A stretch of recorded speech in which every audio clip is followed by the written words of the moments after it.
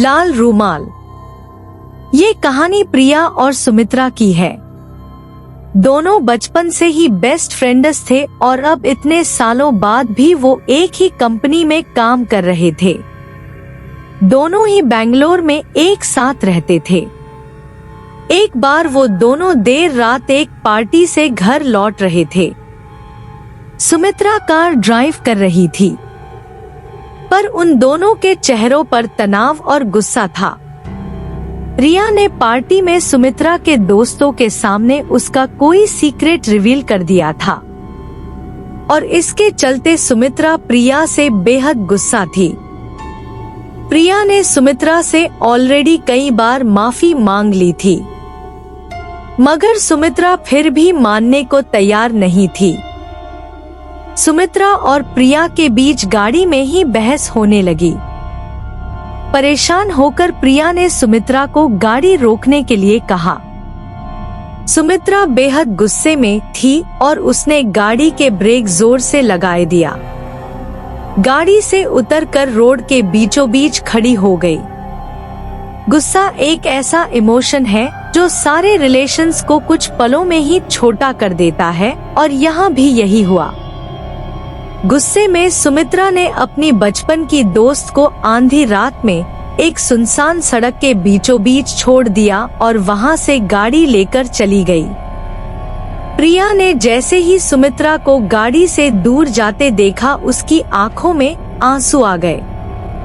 उसने किसी तरह अपने आप को शांत किया और फोन से बुक कराने की कोशिश करने लगी, पर उस इंसान एरिया में कोई कैब्स अवेलेबल ही नहीं थी। रात के कुछ 2 बज चुके थे। प्रिया ने रोड पर ही चलना शुरू कर दिया। उसने सोचा कि थोड़ा आगे चलकर शायद उसे कोई ऑटो या टैक्सी मिल जाएगी। अपने फोन में नजरें गड़ाए प्रिया रोड पर चल रही थी कि तभी उसका पैर कीचड़ में पड़ गया। प्रिया का पूरा पैर उस गंदे कीचड़ में डूब गया था।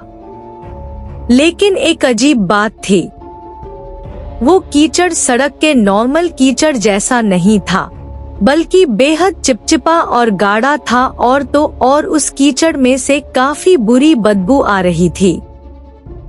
प्रिया ने इधर उधर देखा तो उसे रोड के साइड पर एक लाल रुमाल पड़ा मिला। प्रिया ने उस रुमाल से अपने पैरों को अच्छे से साफ किया और उस रुमाल को वहीं फेंक कर वो आगे चलने लगी। कुछ ही दूर चलते हुए प्रिया को ऐसा सुनाई पड़ा कि जैसे कोई उसकी तरफ तेजी से भाग कर आ रहा हो।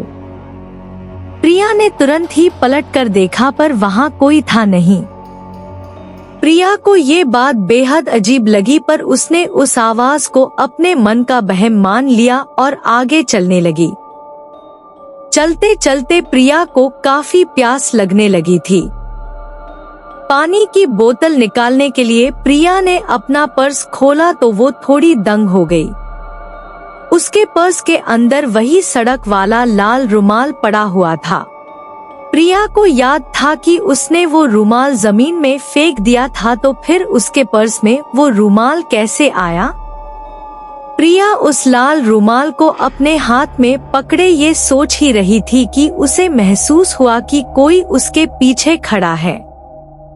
प्रिया जमुड़ी तो उसके एकदम पास तो कोई नहीं था, लेकिन थोड़ी दूरी पर ही एक पेड़ के पीछे से एक आदमी प्रिया को देख रहा था। उस आदमी ने एक काले रंग की हुडी जैकेट पहनी हुई थी, जिसे देखकर प्रिया अचानक घबराहट महसूस करने लगी। वो आदमी दूर एक पेड़ के पीछे से उसे देखे जा रहा था।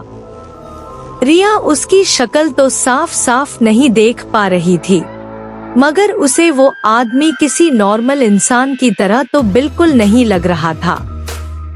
सहमी सी प्रिया ने उस रुमाल को वहीं फेंका, पर अब वो तेज कदमों से आगे चलने लगी। प्रिया अब अपने गुस्से को भूल गई थी और डर के मारे वो सुमित्रा को फोन मिलाने लगी, पर उसका फोन लग ही नहीं रहा था। प्रिया को बार बार अपने पीछे किसी के कदमों की आवाज भी आ रही थी।